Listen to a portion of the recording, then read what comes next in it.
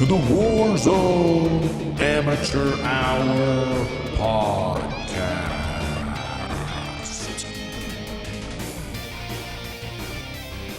Okay, welcome back to the Warzone Amateur Hour podcast, episode number 47. Quite a week we had behind us. Time is ticking, running out on Verdansk, but enthusiasm, enjoyment level is catapulting to new heights, culminating with the stream this week, but we're going to get into that and a bunch of other stuff. That said, how was your week, 10InchCowboy, in the Warzone and more specifically Rebirth Island? Yeah, good week in the Warzone. Played a lot this week. As you'd mentioned, we streamed, which was fun. Yeah, it was good. Kind of a wild week. We played with a lot of cheaters. Definitely cheating is everywhere right now. It seems that most lobbies have a cheater in them. Correct me if I'm wrong, but that's kind of the feeling that I'm getting. Sometimes multiple cheaters in lobbies, which is interesting. But yeah, we played a lot of Rebirth, a little bit of Verdansk, ended up in the gulag a few times, as we like to close the show out with, but great times. Yeah, kind of just playing that waiting game until the new map and just milking Rebirth Island for everything it's got. How was your week? My week was fantastic. I guess, like you said, though, definitely some bumps in the road. Specifically, which I guess we'll just have this be our first topic because we plan to dive into it quite a bit. Cheating, hacking, whatever you want to call it, pure cowardice is what it really is. But that said, it's been rampant. For a while, it seemed like it was curtailed pretty good. Then they announced this anti-cheat. We got to assume like the hackers are shaking in their boots.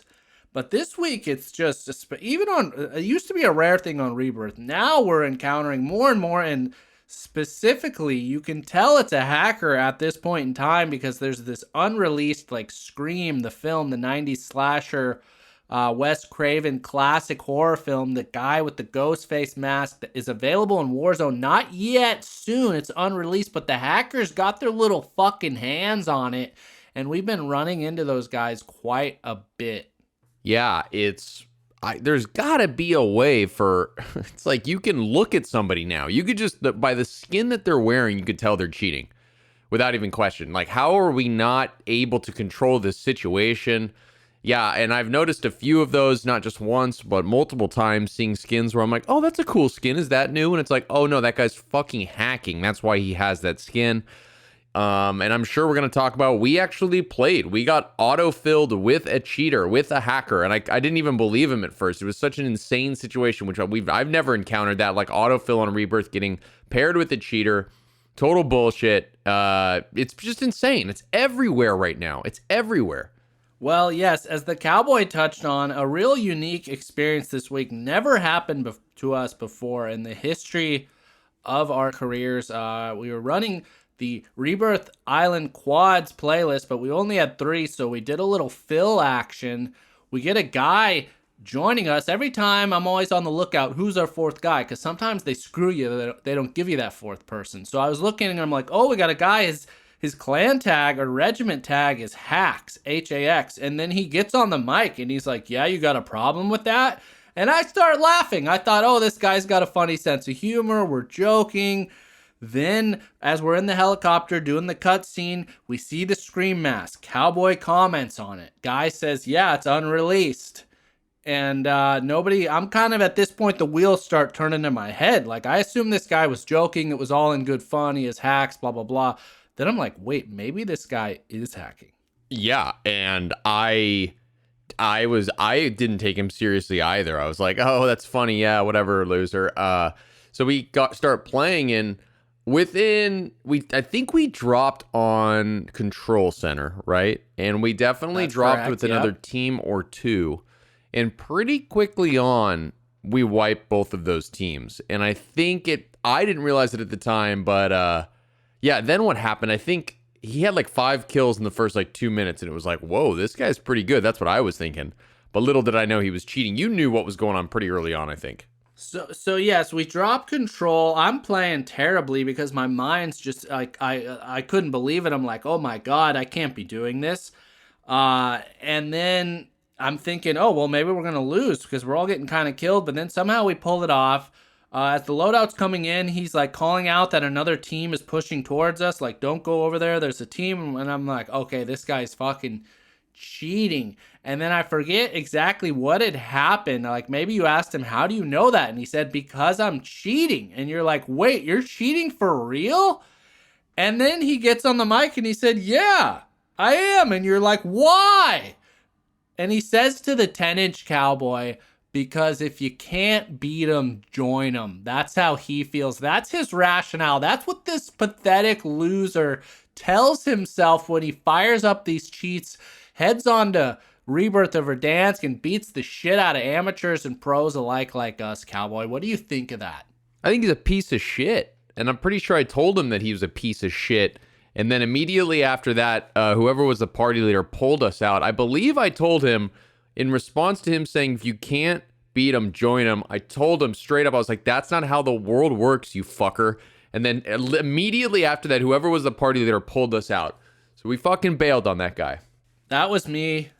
I couldn't handle another moment having heard this, having this realization. We talk about integrity often on this podcast, especially when you're an amateur out there. And I could not go fourth. I'm sure we would have won because, I mean, we get dubs without these fucking cheating.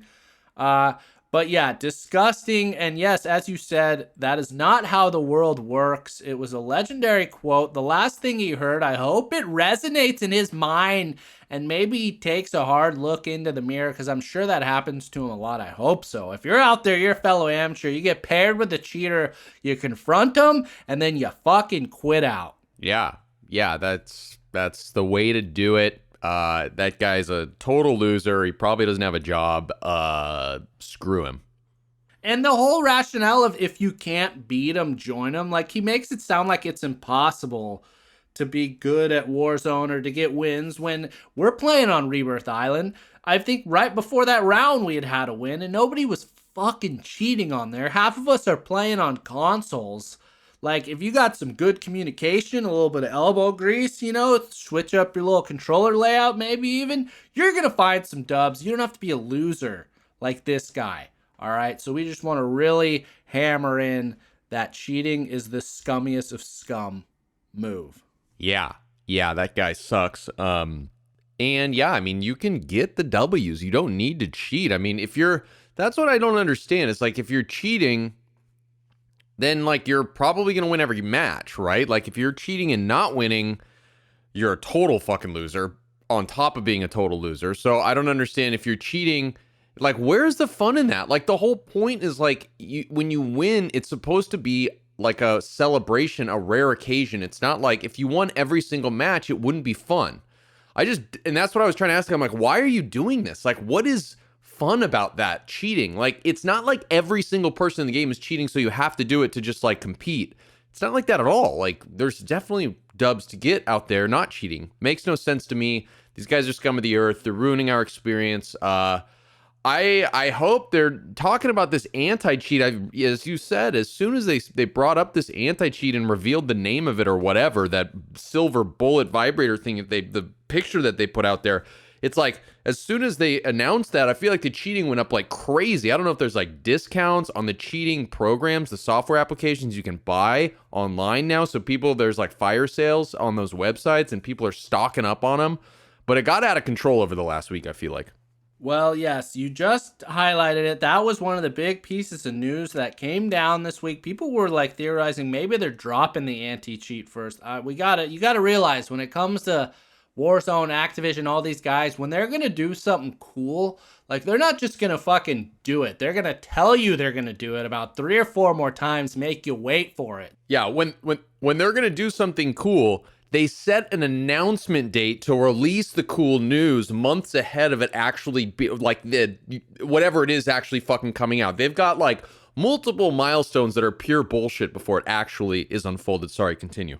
Yes, exactly. And so that's exactly what had happened earlier this week. They revealed the details of the upcoming anti-cheat, which is coming to Vanguard, and then shortly after Warzone. So I think it's maybe proprietary. I don't know, but it's called Ricochet. And yeah, the imagery, as Cowboy so gallantly painted the picture in our minds, it's a silver bullet. Some people might confuse it with something else, but that's neither here nor there. And I am by no means understand what I'm about to read because I don't use a computer. I don't understand computer programming. All that, we've gone into that. But essentially, the highlights of this Ricochet anti-cheat is it's a multifaceted approach to combat cheating. It has new server-side tools, enhanced investigation processes, and updates to strengthen account security. It says an internally developed PC kernel level driver will launch with Ricochet anti-cheat, and the driver will first arrive alongside the upcoming Pacific update in Warzone and subsequently launch for Vanguard. So, excuse me, I had that flipped. It's going to be coming to Warzone first, then to Vanguard. That's interesting. I didn't know that was going to happen. Did they give a date in when that's dropping? They have not, much like they haven't even revealed when the Pacific is coming, though it sounds like these are coming hand in hand when they do arrive, which is extremely exciting. I'm chomping at the bit for that, especially after getting into Verdansk. Like, I am done with that map.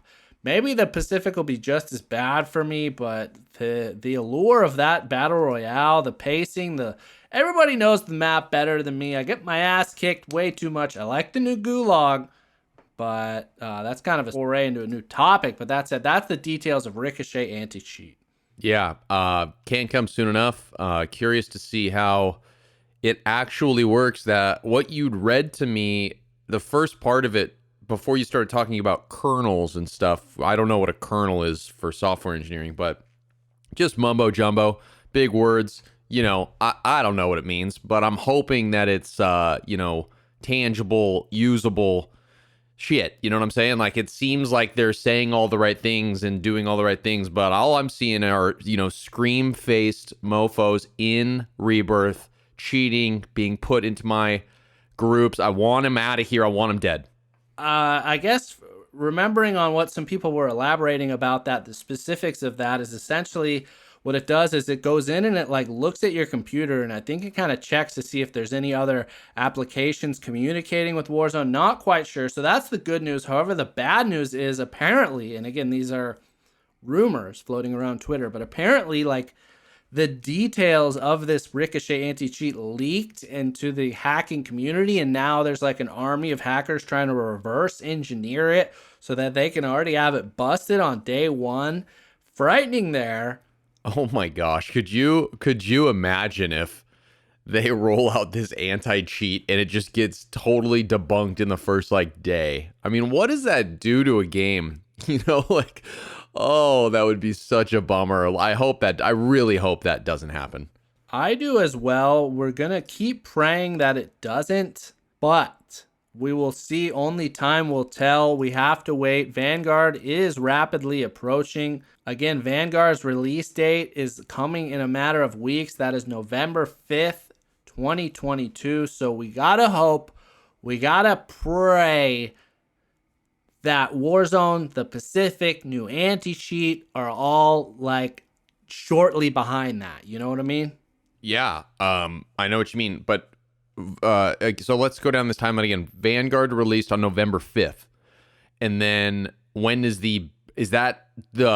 what does that mean Vanguard is released? Because I know there's multiple tiers, right? You're talking about a multiplayer situation, and then there's also the map for the Battle Royale. When is that coming? Well, so yes, Vanguard is in the standalone games, then you can go to the store, buy a copy of it physically, put it in your little disk drive. That game itself comes out on November 5th.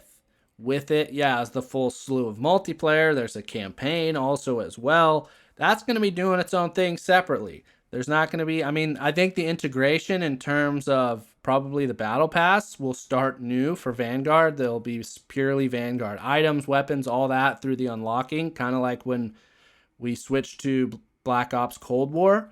But that said, there's no specific date yet of when this whole the rebirth, to use a word, of Warzone. We don't yet know when that's going to be.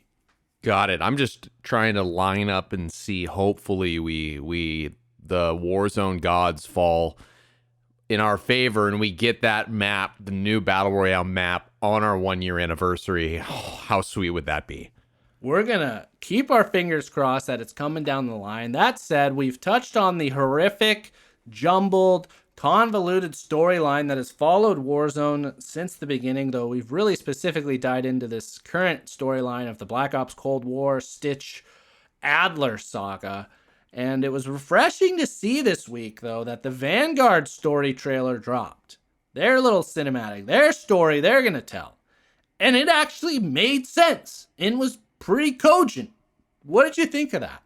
I'm probably the most vocal one out there saying how horrible their storylines are, but this was actually, I'll give credit where credit was due. This was a nice storyline. There was character development. You got to learn about each of them. It was like totally coherent. There was some kind of mission at hand that you could track and follow, and you got to know the people involved with it. And it was good. I actually liked it. It was longer too. It was like 2 minutes long. I didn't waste 2 minutes of my life. It made me look forward to this and feel attached to a couple of people. I enjoyed it. I liked it. There you go. That's an excellent point about the characters. I think that was really the strength here. Is like you said, it wasn't just like, oh, and then we got this guy and he's got cataracts in one eye and wears a mask. Isn't that cool? They were like, hey, this chick is a former fucking like deadliest sniper for the Soviet Union, which like I believe that's historically accurate. They had these female snipers and her whole family got killed. Like, they're planting the seeds for me to root for someone for motivations. She's actually going to take, like, I can understand her actions now. Whereas the current story, it's just like Adler and fucking Stitch are doing shit. We still don't know what the master plan is. We still don't know what the numbers. We still don't know what the fucking red door is. But I watched this 2-minute trailer for Vanguard and I got a fucking great sense of what's going on, where we're going potentially, and why I want to be along for the ride most importantly. Yeah, and it's actually, I think, a 2.5-minute trailer. Very cinematic. It looks different, feels different than other, if you want to say, like Verdansk trailers.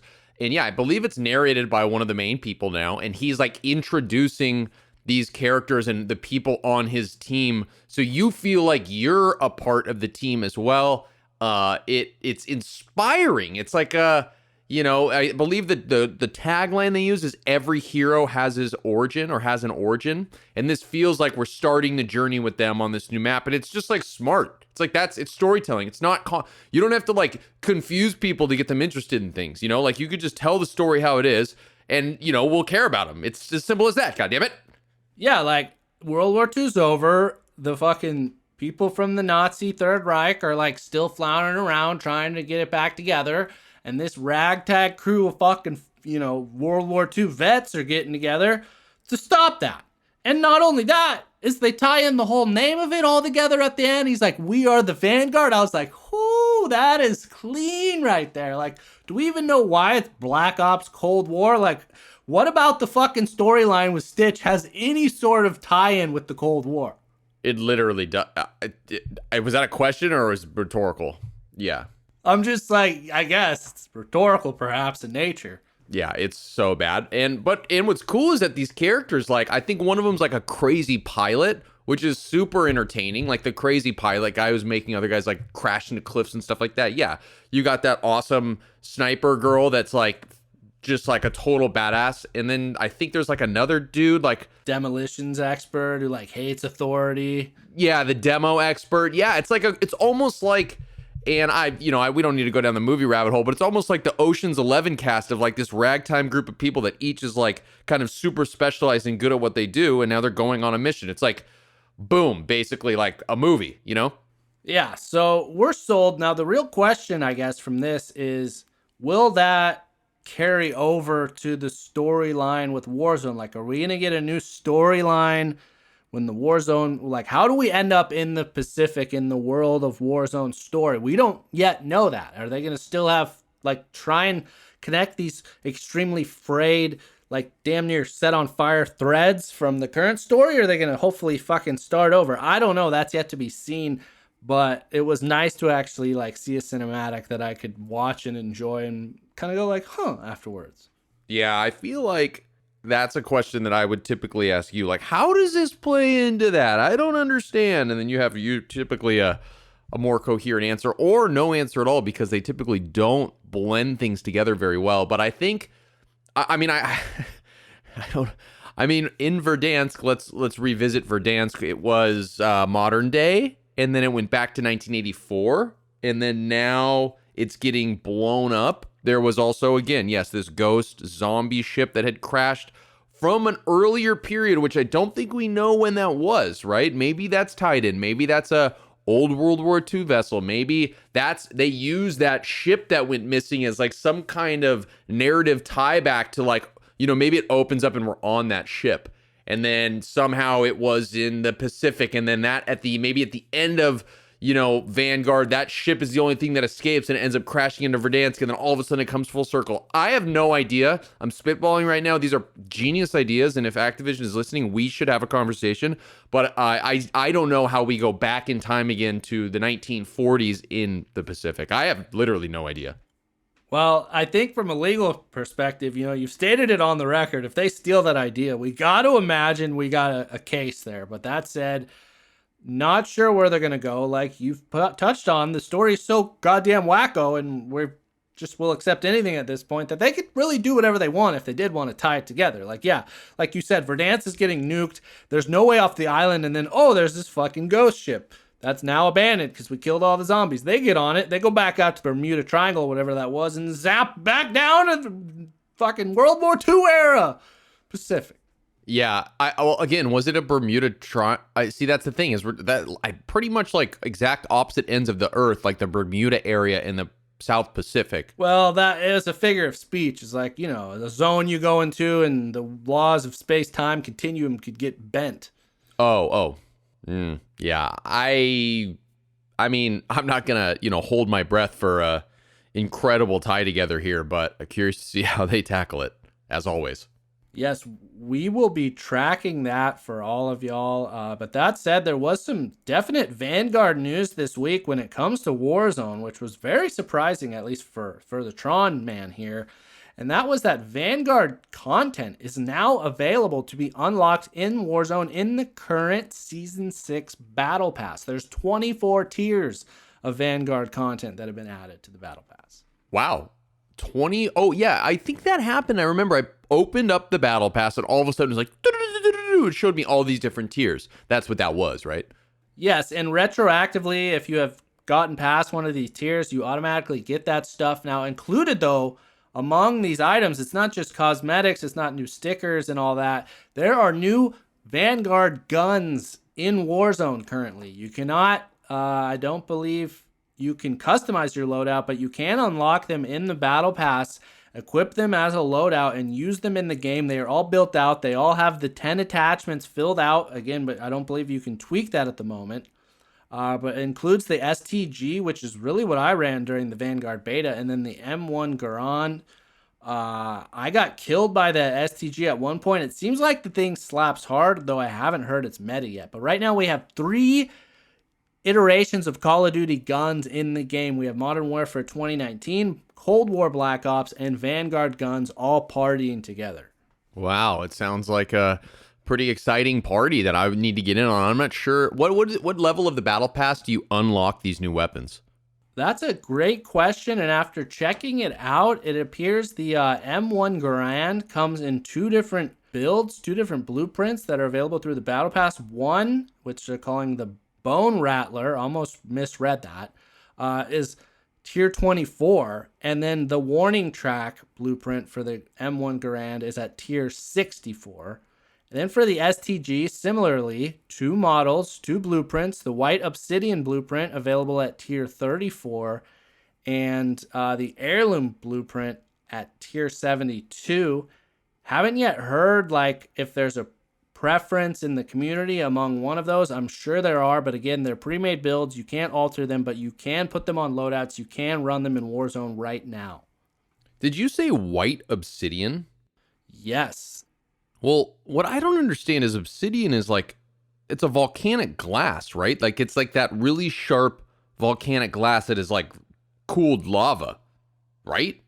How is there white obsidian? What the hell are they talking about? I mean, they like to say cool words. You haven't noticed that? But yeah, they come built out. I haven't used either of them yet. I'm curious to check them out. Yeah, confused, but I can't wait to shoot one of them as well. So to recap, at tier 24, you're going to get the Bone Rattler blueprint of the M1 Garand.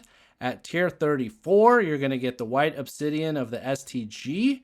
Then at 64, you're going to get the M1 Garand warning track blueprint. And finally, when you hit tier 72, you'll have all 4 blueprints for the 2 Vanguard guns as you get the heirloom one for the STG.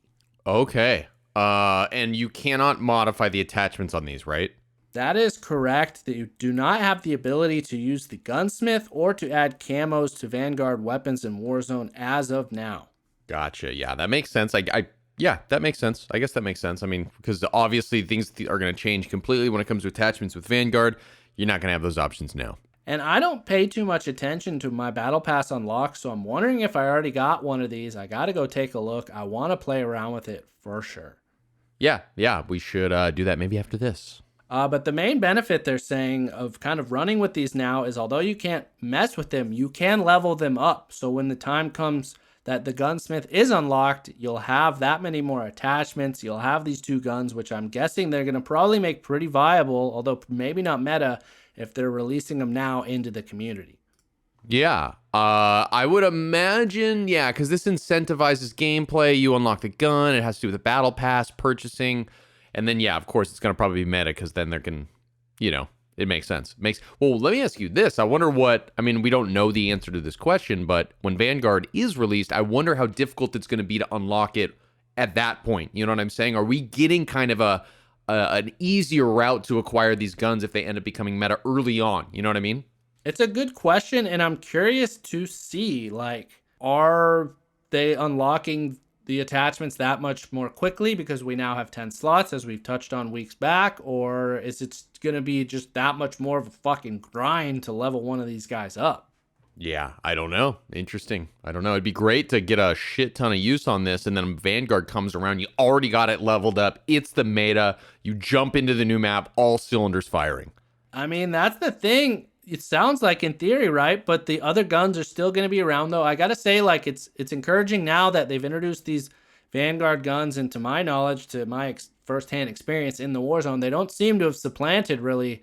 It's rare that I see someone running one as their loadout, so I don't think they're meta, but if they're not that good, they're obviously going to be making adjustments because they want people to chase that. That's going to be the new shit they're trying to sell, you know what I'm saying?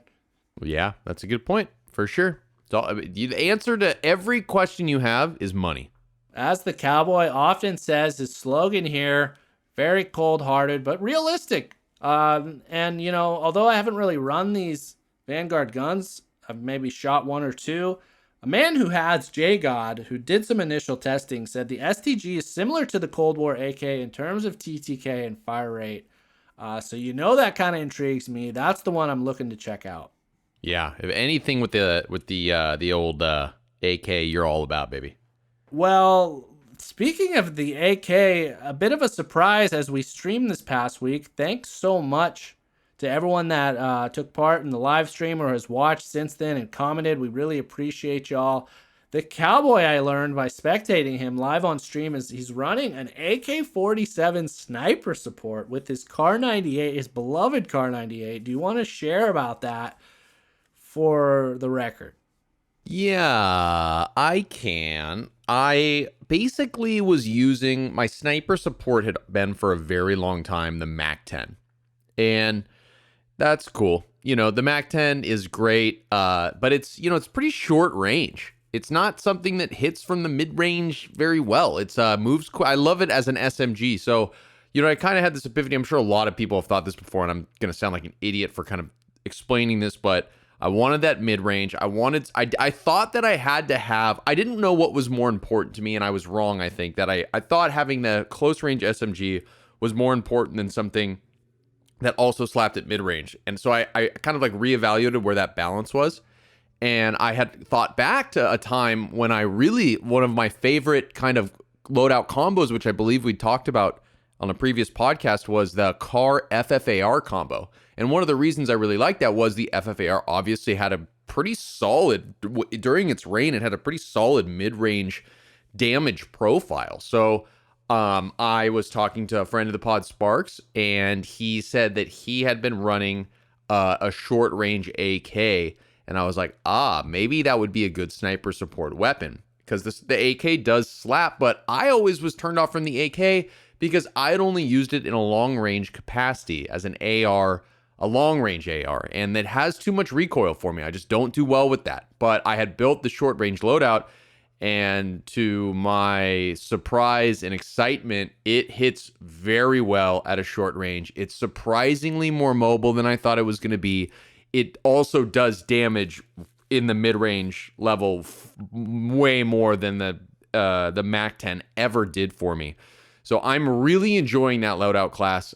It's something that I'll definitely start around with. And then if we get a second loadout, I'll probably maybe switch to a different AR and go maybe mix it up if I'm not going sniper towards the end of a round. But I am really enjoying it. It's my go-to loadout right now.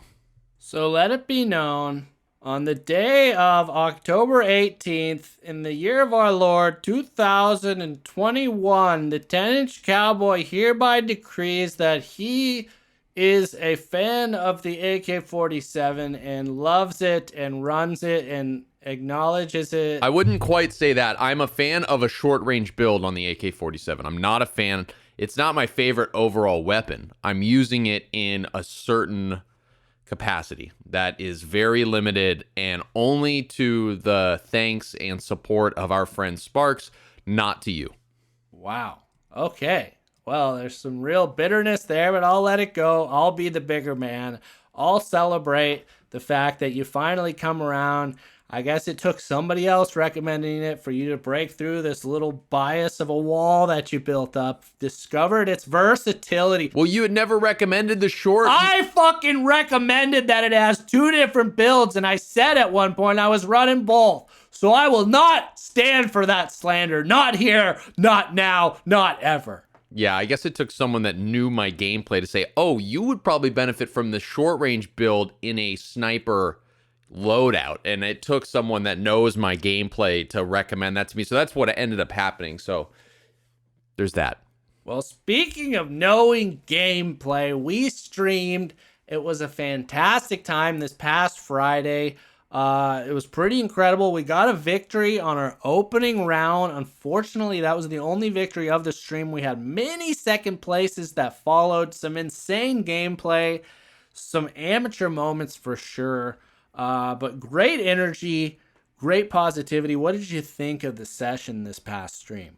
I had a good time. It was under you were the leader of it, so no one was watching my expert gameplay, but I've been playing well. I've been sniping well. I think it was funny. We had a win right off of the top. I think our first game we won, and then we didn't win anything else after that, for like 2 hours of play. Which is pretty classic. You know, you start at the mountaintop and then you just fall all the way down. But it was fun. It was intense. We ended up getting I believe we hopped on Verdansk for a game. Didn't go well, but we did it. Dropped Superstore. Oh, yeah. Why did we do that? What were we doing? Whose suggestion was that? I think it was in the chat, and we latched onto it. We're never going to be scared, you know. We might go out quick, but we're not going to back down. We hopped into Superstore, the back balcony, trucked in, somehow survived the initial wave of death, but then ran out of plates, didn't have guns, died inside of the Superstore on the floor, although all but one of us escaped the gulag, made it out alive back into the game, later then got wiped by the first team we encountered.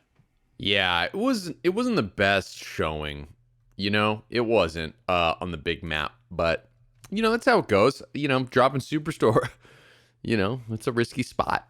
Well, when it comes to showing, you know, our true amateur nature, I'd say it was a success in that regard. But the exciting news is, as we're trying to stream a bit more, we have another stream coming up this Friday. Last week was from Tron's perspective during the whole stream. This week, we're switching over to the 10-inch Cowboy.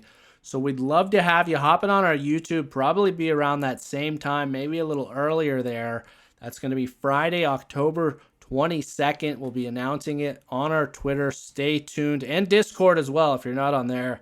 That's where the news breaks. That's where the amateur hour really feasts during the week. Yes. So check it out. It's going to be fun. Excited to get my perspective on there. You know, more probably highs than Tron, but definitely more lows. More probably highs. We'll see about that. We can go to the record book if we need to, but I know that we don't. But you got to be excited. You're going to be showcasing that AK sniper build majorly? You going to hop around loadouts? Are we going to finally see this Gallo Strela? Oh, maybe. Yeah, maybe I'll build out a little Gallo Strela. Maybe I'll build out a Gallo car. I'm kind of I like finding those weird loadouts that support a team more than just my individual gameplay. Okay, well, it'll be unique to see that on Rebirth. I don't think I've encountered a Strela, though. The RPGs seem to be becoming more and more popular again these days. They have. I've noticed that in the last week, actually, now that you bring that up. I've been getting rocketed kind of often. I think it's a thing now. It might be. Might have to go back to that for the old Ghost loadout. But that is going to do it for us this week on the Warzone Amateur Hour podcast. Thank y'all so much for dropping in with us. As always, please like, subscribe, set the little bell alarm. You'll get notified when this stream goes live. Follow us on Twitter. Tweet at us. Retweet. I mean, let's just get it all out there, baby. And then, of course, on Spotify, if you're on there, please subscribe to us. Follow us. Leave us a review. If you're on Apple, we love all of the love. We love your support. We love the positivity. We're trying to grow the podcast, the reach of the amateur nation, but we can't do it without you. Yeah, and YouTube. If you're not checking out our YouTube, check it out. Subscribe, baby. We're putting shit out there. We're putting shit out there.